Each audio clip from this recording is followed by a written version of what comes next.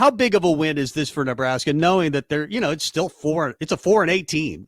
And the coach that started the season didn't end the season, and Mickey may not be on the staff next year. How big of a deal is it that Nebraska finally broke through and beat Iowa after 8 tries? I think it's a big deal. I mean, like for the fan base, for certain members of the fan base, it might mean absolutely nothing. The season's already over. It's been over since they couldn't reach a bowl game. Maybe for some, it's been over since Northwestern. I understand that. But for the people that it matters to, and in specifics, players on Nebraska's team, I mean, just look at the video they put out. Look at the emotion for somebody like Garrett Nelson, who doesn't know, what the future exactly holds for him. He could be back. He could go pursue playing professionally. So for a guy like that to have a win, to finish his season, to beat a team in Iowa that, it just built in their brain over years that they haven't been able to defeat, to finish a game on the field, to do it with your friends, with your teammates, to get to hoist that trophy. Like, I totally understand people wanting to poo-poo it, but it meant a lot to Nebraska's players. And here's the other thing. Here's who else it meant to. It was a lot of fun for people I know that have checked out this year to just be able to turn that game on and actually enjoy seeing Nebraska win. We should normalize the idea that winning is fun. And so because winning is fun, I still think that game matters. Mike Schaefer from Husker 24/7 joining us here on the Husker Rewind on 93.7 The Ticket, theticketfm.com. Talk about winning that last game, especially if you are not a bowl team.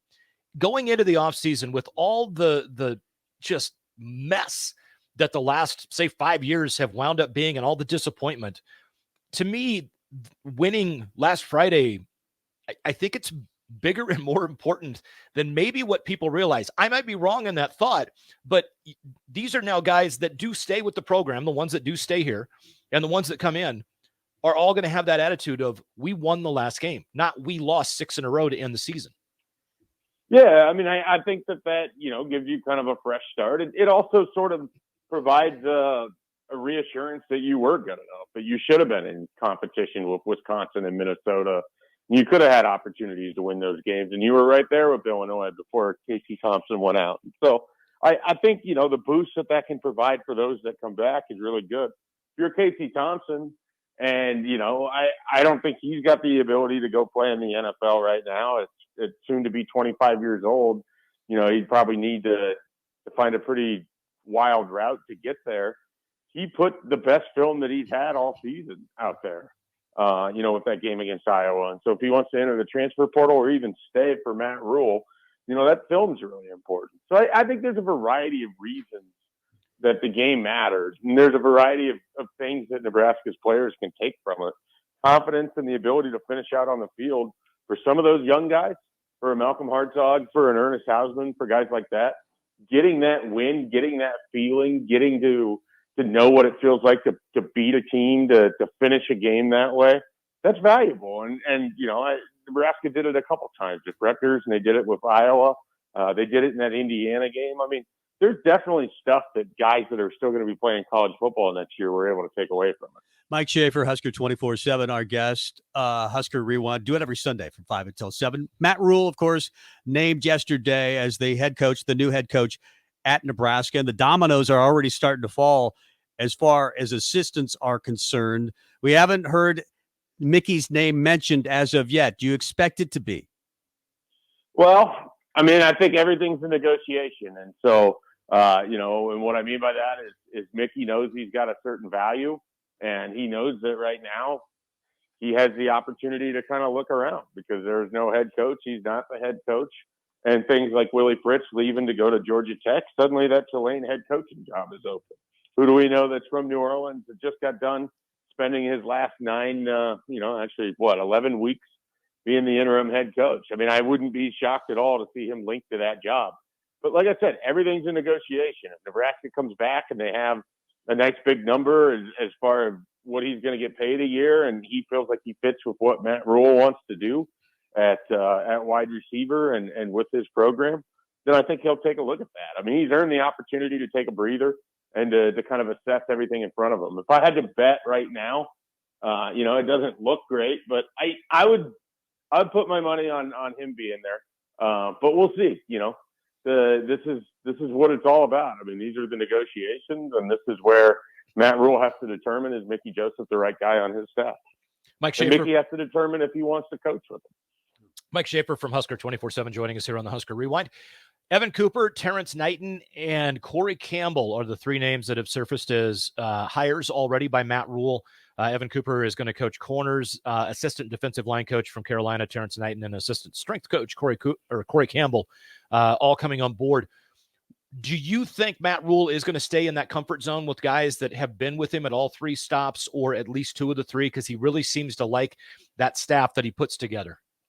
Yeah, I mean, I think that there's going to be certain guys that he'll have a spot for and throw an opportunity to, and we'll see, what ultimately kind of plays out with that. As far as a couple of those guys, Terrence Knighton, it's interesting if he'll end up being the defensive line coach. I mean, the thing about Matt Rule's teams, they've had pretty good defensive lines everywhere he's been. Terrence Knighton's a former Matt Rule player. I think he played under him when he was an assistant at Temple, and so this is they know each other really well. He knows what's expected of them. And so I think that kind of relationship and familiarity matters a lot when you're putting these staffs together. But some of it is just trying to, figure out your important hires. I mean, strength coach is a big one.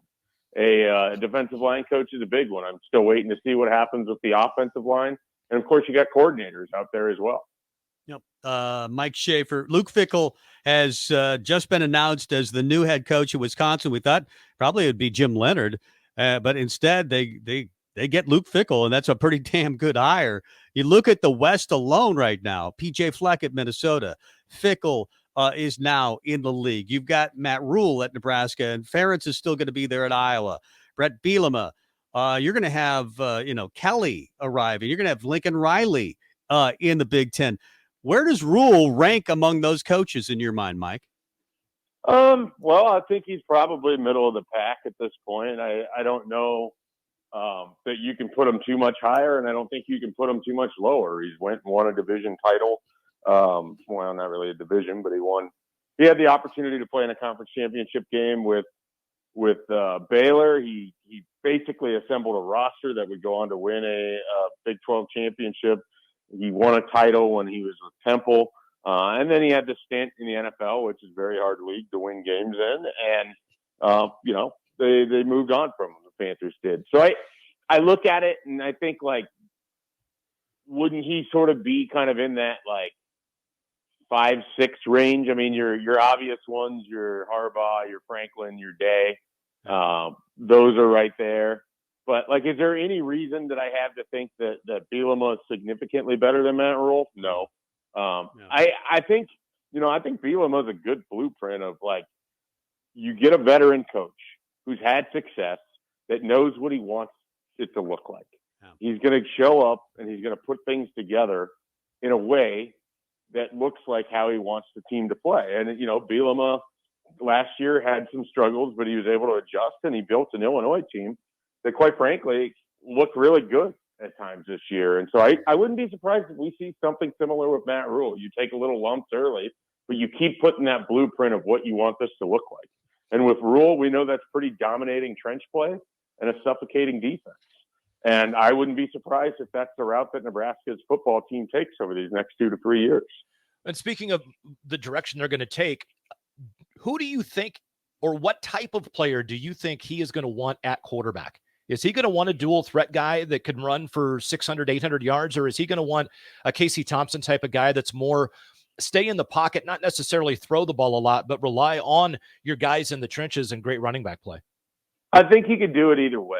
And so what I mean by that is you look at Charlie Brewer, who was his quarterback at Baylor, and he could run a little bit, but he was also a pretty decent high percentage passer, could get the ball and distribute it, let his wide receivers, and they had some good wide receivers at Baylor, which is why I think Mickey Joseph is pretty valuable for Matt Rule. And let those guys make plays, let them do things with the ball, and they were able to run it fairly successful. They weren't a super high flying offense. It wasn't really flashy. And so what I would expect is that he's going to look for, a solid quarterback that gives you, a kind of a balanced approach where you can throw it, you can run it, and doesn't necessarily take anything away from your offense. But I don't look for someone with just insane athletic tools playing quarterback for him. I think it's more likely to kind of fit the more Big Ten West mold style of quarterback. Even a guy like Adrian doesn't necessarily seem like it would have been a fit for Matt Rule. Yeah. Mike Schaefer, Husker 24/7. You cover recruiting for a living. He has said, Matt Rule, that he really likes speed, even if it's not so much football developed. You've seen Nebraska already go to some track guys under Matt Rule in just the first 24 hours as far as offers are concerned. How is this going to go? Is he going to look at this class and like it, or say, no, we need to go in a different direction? I think he'll probably look at pieces of this class and try to determine what they're going to do. I mean, you look at a Malachi Coleman, that's a vintage example of what Matt Rule wants. He wants a guy that I see Malachi and I see a very raw football player, someone that needs a ton of development at that wide receiver position, but has the sort of athletic traits that you absolutely cannot just go find anywhere. And so because of that, those are the kind of guys that are really valuable for him. Where does someone like William Watson fit, or Arnold Barnes, that don't have prototypical size? I mean, you have a shorter quarterback, you have a shorter running back. Those don't necessarily fit what we've seen Matt Rule go and do, and we're not talking about Olympic level speed from Arnold Barnes either. And so those two guys, I'm kind of curious about, what happens. So some of it's going to be dependent on who's here as far as the coaches go. Some of it's going to be dependent on which players they choose to reach out to. I don't look for him to like pull anything away from the in-state guys. I don't look for the high school class to be a big portion of what this is going to look like. I mean, I think they'll try to keep who they can, add to it as they can, and then build with the transfer portal and try to develop what's on the roster right now with a big eye towards 2024. Mike, what does the Mike Schaefer crystal ball say as far as two current players, Richard Torres and Chubba Purdy? Are they back here next year or not? Well, it's both of them. I mean, it's just hard to see where the fit is, because Scott Frost, Richard Torres was very much a Scott Frost guy, someone that he really, really liked. They passed on some other quarterbacks, guys that played as freshmen this year, to go and get Richard Torres. And he didn't play at all, so we don't really know. I mean, I can't say that I've seen him enough to have a strong opinion one way or the other. So he's going to have to determine, how do I fit with this coaching staff? And it wouldn't be the worst thing for him to just kind of wait it out. I mean, there's going to be a lot of antsy nature over this 45-day window, but don't forget, there's another 15 days in May. It's not the worst idea. If there's not a lot of quarterbacks here, go get a bunch of reps this spring, see where things shake out, and then if you're going to make your move, you make it then. Mike, I didn't answer on the other one. Chubba Purdy, that felt like very much a Mark Whipple guy. Don't necessarily look for him to be back either, but they all have to make decisions that make sense for them. Yeah. And a lot of it could just be waiting, like I said with Torres. Nebraska's lost more one-score games than anybody in college football over the last couple of years, and they certainly could have beaten Purdue, and they certainly did beat Iowa, almost beat Wisconsin, probably should have beaten Minnesota. Some Nebraska fans might look at that and say the rebuild isn't that great, especially if you're talking about the Big Ten West. What do you think when you talk about the rebuild and how big of a job it is for Matt Rule? A lot of it, I sound like a broken record, but because we just don't know what this is going to look like with the transfer portal. But if you can keep guys like Ernest Hausman and Malcolm Hartzog and A.J. Allen, those are three freshmen that are as big as anybody that you can go get in the portal, or as big as anybody that you can get, in terms of a high school recruit right now. Those are three freshmen that prove that they can play Big Ten football for you. That's huge. Marcus Buford's another young guy that can play for you. I look at that defense, and a lot of those guys can come back. And a lot of them still have a lot of ways that they can get better. And now they have a coach that has sort of a reputation for, helping unlock some of these defensive players. I look at it and I see that there's pieces here that whoever comes in has the ability, if he's able to get the offense to start putting up points consistently, solve some things in the trenches. I think you have a team that could win 6 to 8 games next year if the schedule breaks right for you and if you take care of business. And that was there for them this year too. So that's not like this massive improvement. It's just winning some of the games that were right in front of your face. Yeah. There you go. Mike Schaefer, Husker 24/7. Good stuff. Thanks for the time, Mike. We'll talk to you soon. All right. Appreciate it, guys. About to take the ribs off the smoker. It's going to Ooh. be a great evening. Nice. That will be Enjoy. That will be good. That will be. There's Mike Schaefer. He's going to be there, I'm guessing, tomorrow about 1:30 when Matt Rule is announced as the next coach of Nebraska football. They're going to move it to the Hawks practice field. Yeah. I remember they used to these announcements. I think the Riley announcement came upstairs on 3rd floor, Memorial Stadium, as did Frost. Yep. He met with the players in the weight room before that, and that was kind of a big celebration. But they're going to make a big deal out of this, like a theater type of event. It should. Here's the thing about Matt Rule. He will win the press conference. He's a son of a preacher man, and that's a song. I know. Dusty Springfield, I think, sang it.